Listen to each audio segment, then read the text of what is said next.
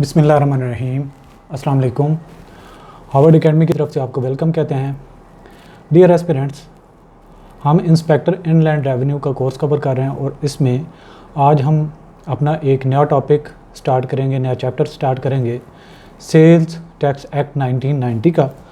और इससे पहले काफ़ी एस्पिरेंट हमें कह रहे होते हैं कि आप अपना थोड़ा सा इंट्रोड्यूस हमें करवा दें। तो जैसा कि कई सारे एस्पिरेंट्स को पता है, हमारे स्टूडेंट्स को पता है, मेरा नाम मोहम्मद ज़फ़र है और मेरी क्वालिफ़िकेशन PhD फाइनेंस स्कॉलर हूँ मैं, और MS फाइनेंस मैंने नमल से किया था, और CMA यानी कि ICMA जिसको कहते हैं, इसके अलावा मैंने MCOM, MA इंग्लिश और MA पॉलिटिकल साइंस किया हुआ है। तो एक डाइवर्स फील्ड है, इसलिए जितना मुमकिन हो सकता है सारी फील्ड से कुछ एक मिक्स टाइप चीज़ें हम आप तक कम्युनिकेट करने की कोशिश कर रहे होते हैं। तो आते हैं अपने टॉपिक की तरफ, सेल्स टैक्स एक्ट 1990। और इसका आज हमारा जो चैप्टर स्टार्ट हमने करना है वो है about the registration. Registration of what? Registration of the sale. जो एक टैक्स पेयर है उसकी रजिस्ट्रेशन के हिसाब से, अब नॉर्मली कहीं स्कूल में जाएं, कॉलेज में जाएं, तो भी आपको कहा जाता है कि जी पहले आप अपनी रजिस्ट्रेशन करवाएं। रजिस्ट्रेशन के ये प्रोसेस है, उसके लिए प्रॉस्पेक्टस ले लें, उसमें फॉर्म होगा, फॉर्म फिल कर लें, अपने डॉक्यूमेंट साथ अटैच करें ताकि आपका इंदराज हो सके और आप हमारे क्राइटेरिया के ऊपर अगर पूरा उतरते हैं तो हम आपको एडमिशन दे देंगे और उसके बाद आप हमारे एक जो प्रोसेस है उसका हिस्सा बन जाएंगे।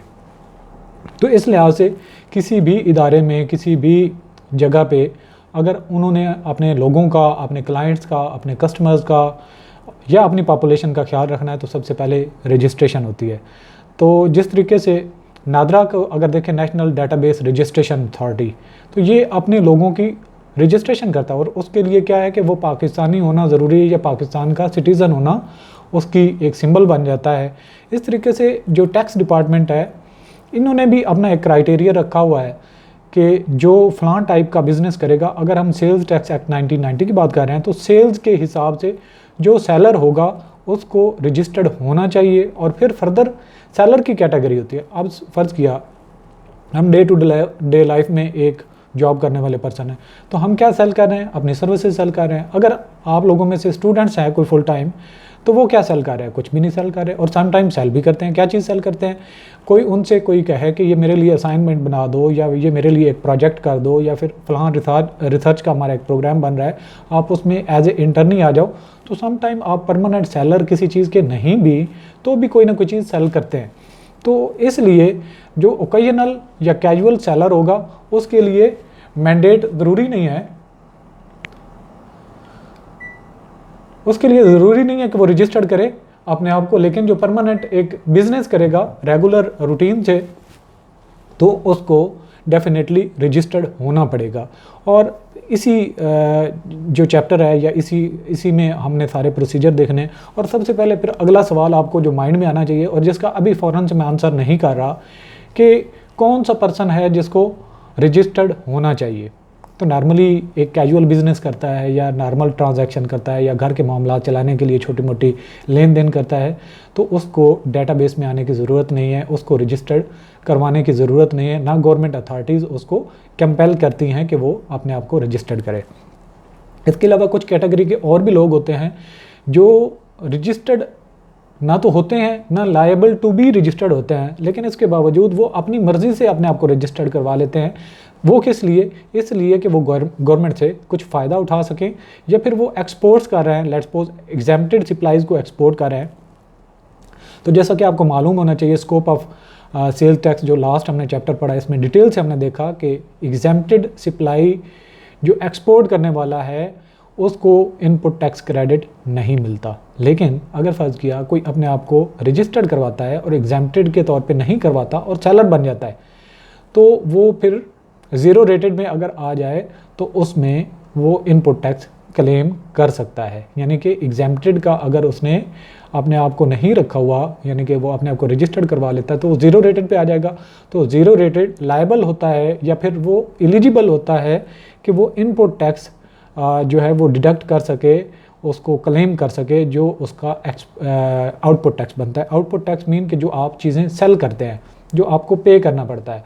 और इनपुट टैक्स का मतलब है जो आपने उस चीज़ को सेल करने के लिए रॉ मटेरियल यूज़ किया, और वो रॉ मटेरियल जब आप परचेज़ कर रहे थे तो सप्लायर को, सेलर को आपने उसके ऊपर टैक्स पे किया था।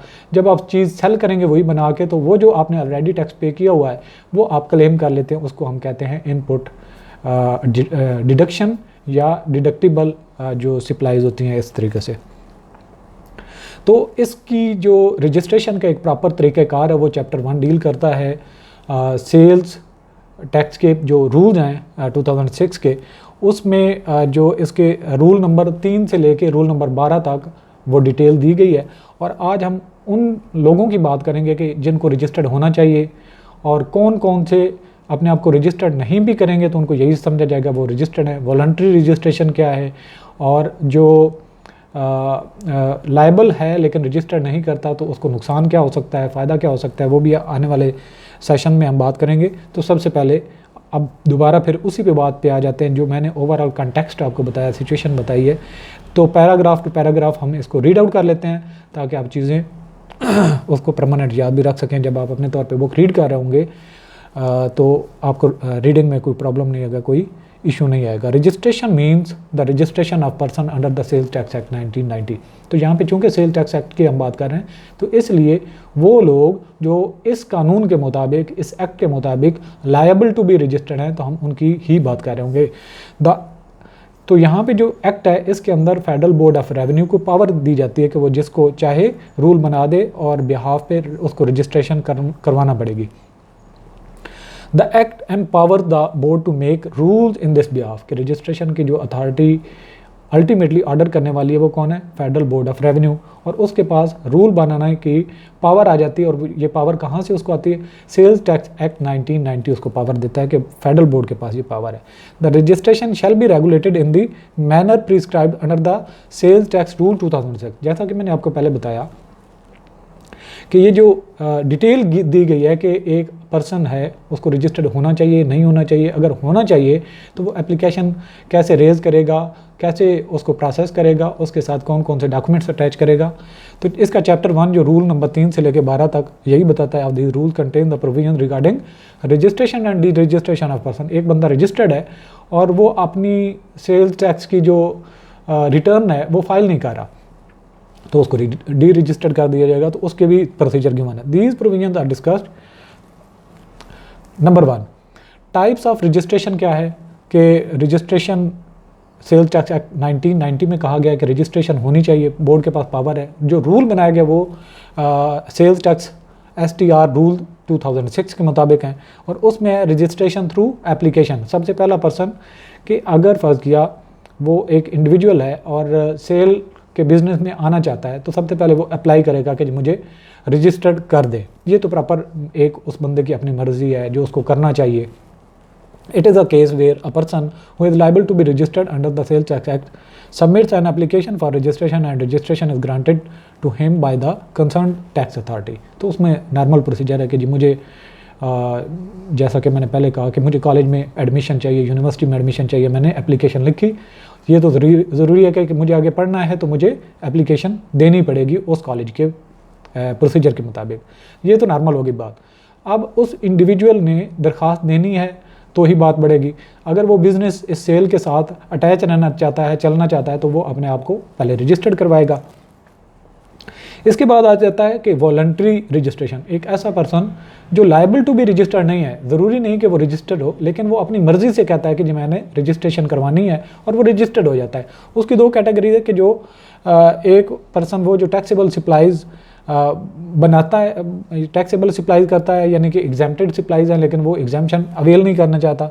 और इसके अलावा दूसरा जो कि टैक्सेबल सप्लाईज बनाता है लेकिन वो थ्रेशोल्ड से नीचे है, यानी कि उसकी जो रिक्वायरमेंट थी कि इतनी उसकी सेल होगी तो उसको रजिस्टर्ड हो, लेकिन वो नहीं होता। तो इसके बावजूद वो अपने आप को रजिस्टर्ड कर लेता है ताकि इनपुट टैक्स क्लेम कर सके, अपने नुकसान की तलाफ़ी कर सके। तो ये है वॉलंटरी। वॉलंटरी का मतलब होता है रजामंदी के साथ, खुशी के साथ, अपनी खुशी से। Voluntary registration is that registration where a person is not liable to be registered but gets himself registered under the Sales Tax Act. A voluntary registration may fall under any of the following categories. इसकी कौन सी category 2 हैं।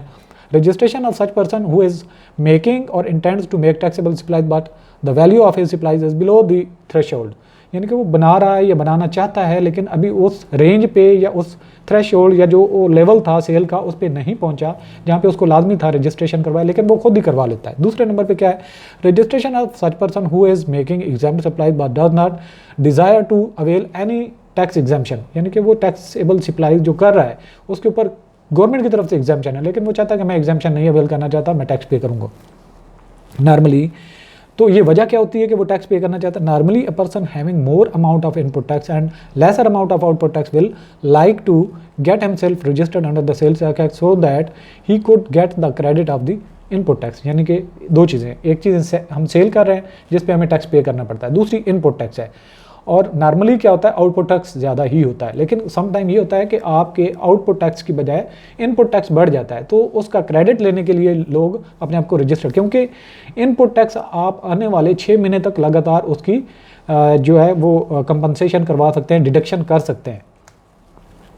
इसके बाद है temporary registration, यानी कि एक ऐसा पर्सन जो नॉर्मली उसको बिजनेस कंडक्ट करने के लिए या मशीनरी वगैरह इंपोर्ट करने के लिए रजिस्टर्ड होना ज़रूरी था, अभी उसने मशीनरी मंगवाई नहीं, वो पहले अपने को रजिस्टर्ड करवा लेता है और मशीनरी बाद में मंगवाता है ताकि उसके ऊपर इनपुट टैक्स क्लेम कर सके।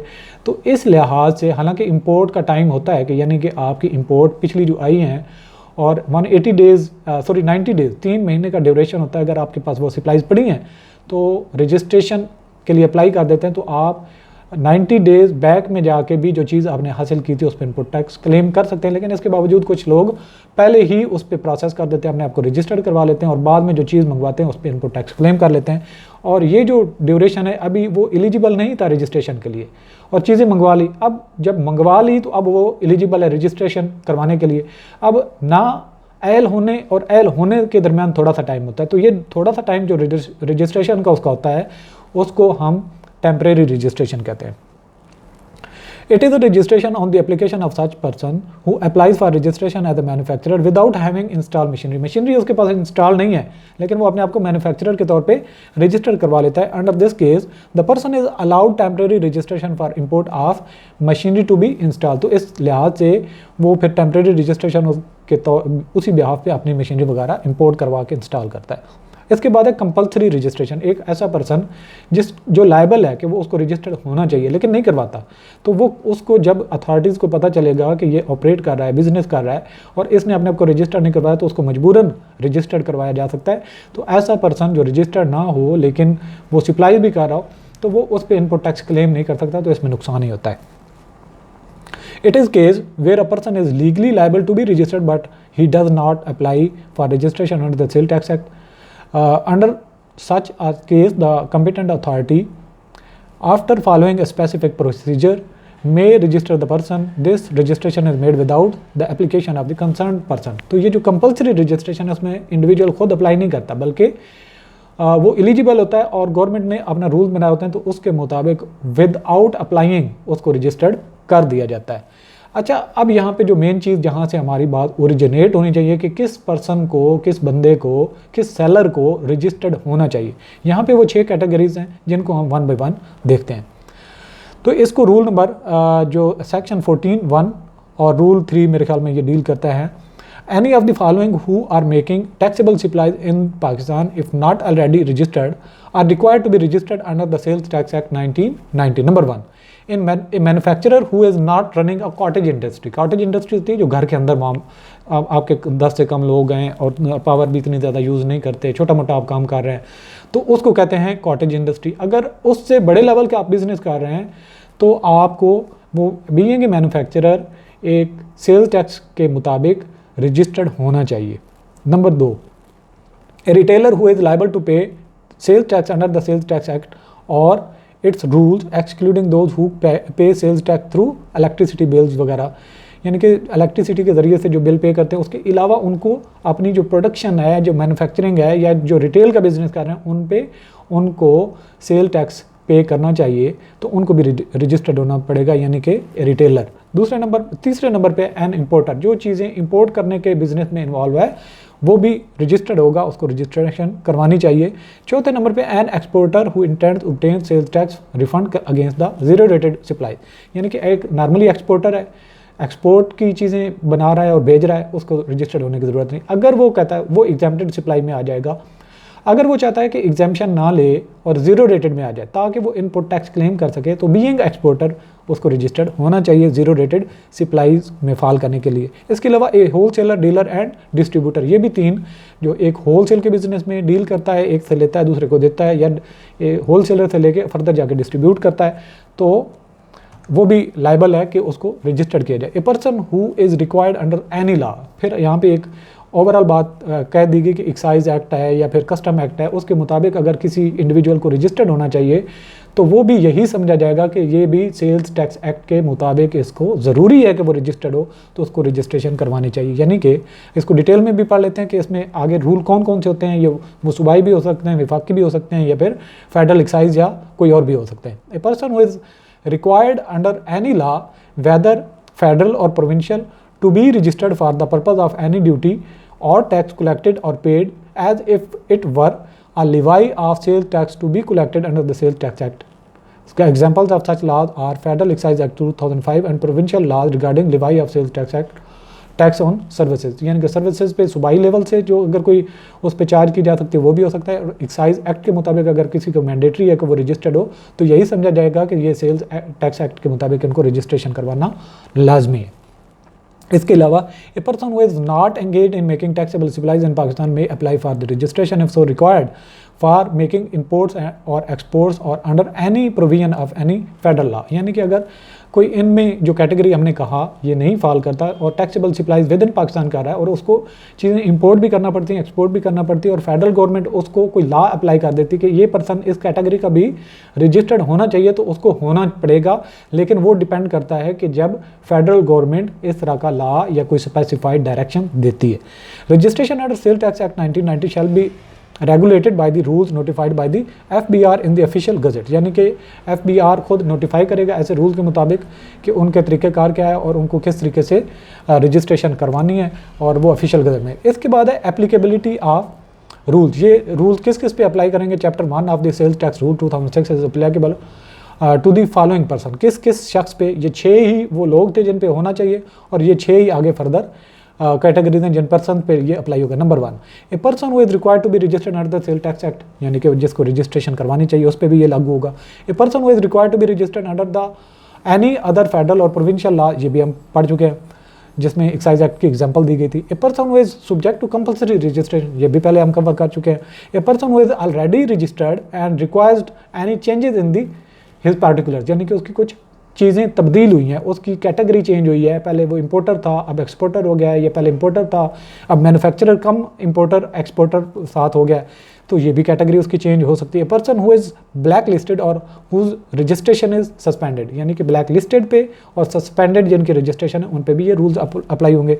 ए person who is required to be deregistered, यानी कि जो रजिस्टर्ड है और उसका बिजनेस उस लेवल पे नहीं चल रहा या वो अपनी रिटर्न फाइल नहीं कर रहा, तो वो रजिस्टर्ड होगा। और डी रजिस्ट्रेशन वाले को ये नुकसान होता है कि वो जो फ़वायद होते हैं एक रजिस्टर्ड पर्सन को, जो इनपुट टैक्स वगैरह क्लेम कर सकता है, वो क्लेम नहीं कर पाता।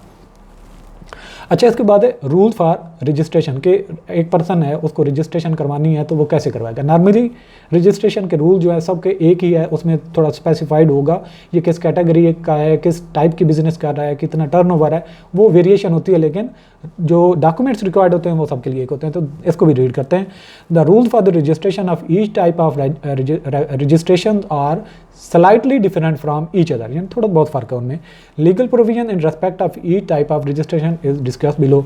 Documents to be attached with application, ये रूल 5.2 बताता है कि कौन कौन सी, जब कोई अप्लाई करता है रजिस्ट्रेशन के लिए उसको कौन कौन से डॉक्यूमेंट्स अटैच करने पड़ेंगे अपनी एप्लीकेशन के साथ। द एप्लीकेंट हैविंग NTN, यानी कि जिसका नेशनल टैक्स नंबर है और इनकम टैक्स रजिस्ट्रेशन नंबर है, यूजिंग हिज लॉगिन क्रेडेंशियल, यानी कि जो आप वेबसाइट पे लॉगिन करते हैं उसके आपकी कोई होगा CNIC नंबर और उसका कोई पासवर्ड वगैरह। Upload following information and documents shall submit the following documents with his application. कौन कौन से डॉक्यूमेंट्स हैं।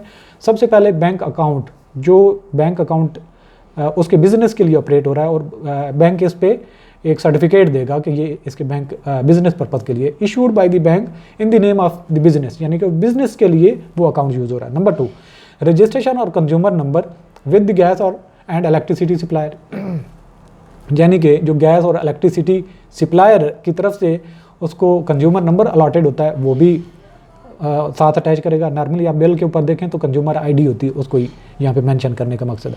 तीसरा number particular of all branches of in case of multiple branches at various location, यानी कि उसका बिजनेस सिर्फ एक सिटी में नहीं है, वो हर प्रोविंशियल कैपिटल में मौजूद है, यानी कि कराची में भी मौजूद है, लाहौर में, पेशावर में और क्वेटा में, तो उसको सारी ब्रांचेस की डिटेल देना पड़ेगी। इसके अलावा GPS tagged photographs of the business premises, इसका मतलब ये है कि आप फोटो जब यहाँ का लूँ अगर मैं और जीपीएस अटैच कर दूँ तो लोकेशन आप आएंगे तो डायरेक्ट इधर पहुँच जाएंगे, यानी कि जिस जगह पे बिजनेस है जो उसके कनेक्शंस हैं उसके साथ में जीपीएस फ़ोटो अटैच हो, ताकि कोई अगर उस लोकेशन को ट्रैक करके अथॉरिटीज़ आके चेक करना चाहें तो वो कर सकें। छठे नंबर पे in case of manufacturer also the GPS tagged photographs of the machinery and industrial electricity और गैस मीटर इंस्टॉल, अगर कोई मैन्युफैक्चरिंग के बिजनेस में है तो उसको अपनी मशीनरी की इलेक्ट्रिसिटी या गैस का जो मीटर है उसकी भी जीपीएस के साथ तस्वीरें अटैच करना होंगी। तो ये 6 रिक्वायरमेंट हैं जो उसको जो एक इंडिविजुअल ये चाहता है कि वो अपने आप को सेल्स टैक्स के मुताबिक रजिस्टर्ड करे, तो रजिस्ट्रेशन के प्रोसेस को फॉलो करने के लिए उसको ज़रूरी है कि ये इस सारे पूरे प्रोसेस से गुजरे। तो ये था आज का हमारा सेशन, इंशाल्लाह इस टॉपिक को भी हम कंटिन्यू लेके चलते रहेंगे, तो आपसे इंटरेक्शन इंशाल्लाह टाइम टू टाइम होता रहेगा। और यहाँ पे आज का सेशन क्लोज़ करते हैं। ऑल द बेस्ट, अल्लाह हाफ़िज़।